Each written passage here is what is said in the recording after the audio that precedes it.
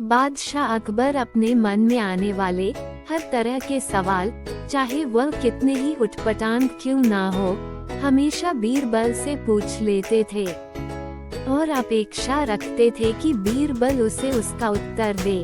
एक बार अकबर और बीरबल साथ में बैठे हुए थे।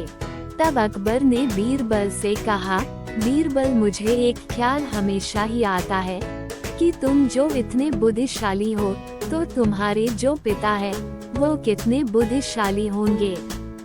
और मेरा मन है कि एक दिन तुम्हारे पिता को जरूर मिलूं और देखूं कि वह बुद्धि में तुमसे भी बढ़कर है या नहीं।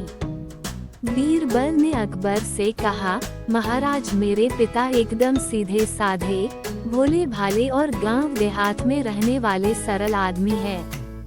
उनसे मिलकर आपको कुछ भी हासिल नहीं होगा, इसलिए अच्छा होगा आप उनसे मिलने का ख्याल छोड़ दे।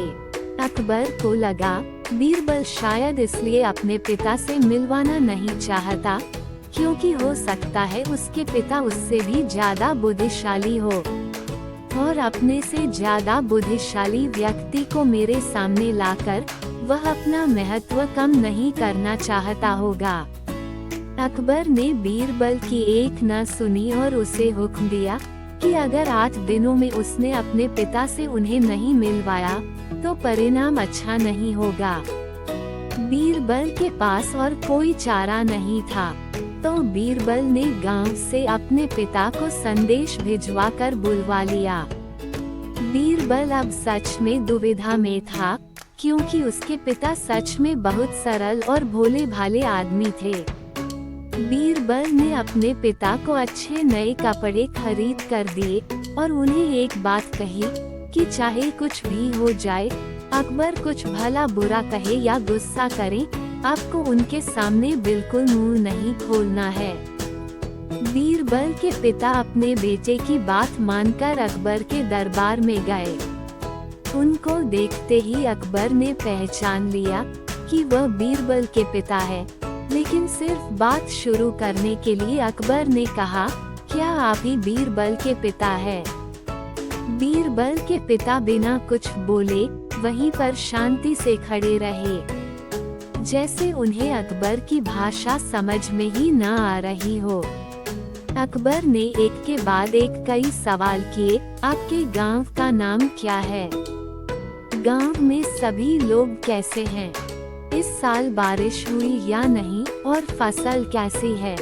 लेकिन बीरबल के पिता अपने बेटे के समझाए अनुसार एक भी शब्द नहीं बोले। अकबर को गुस्सा आ गया और वह बड़बड़ाने लगा, कैसे मूर्ख से आज पाला पड़ गया है। मेरी ही मति मारी गई थी जो ऐसे मूर्ख को अपने पास बुलवाया, जो इतने सरल सवालों के जवाब भी नहीं दे सकता। मूर्ख शब्द सुनकर बीरबल के पिता को मन ही मन काफी गुस्सा आया, लेकिन फिर भी वह शांत रहे।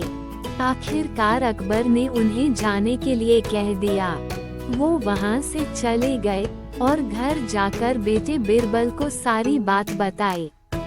बीरबल ने उन्हें समझाकर वापस गांव भेज दिया। 2 दिनों बाद जब अकबर बीरबल से मिला तो अकबर बीरबल से पूछने लगा, बीरबल, एक बात बताओ, जब हमारा पाला किसी मूर्ख से पड़ जाए तो उस स्थिति में हमें क्या करना चाहिए और कैसे करना चाहिए? बीरबल इसी मौके की तलाश में था।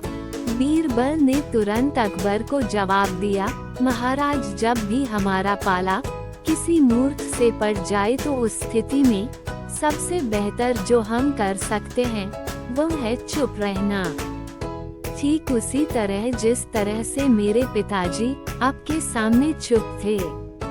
ये सुनकर अकबर का मुंह देखने लायक था, क्योंकि बीरबल ने न सिर्फ अपने पिता का बदला ले लिया था, बल्कि यह भी साबित कर दिया था कि सच में अगर कोई मूर्ख है तो वह अकबर है, ना कि उसके पिताजी।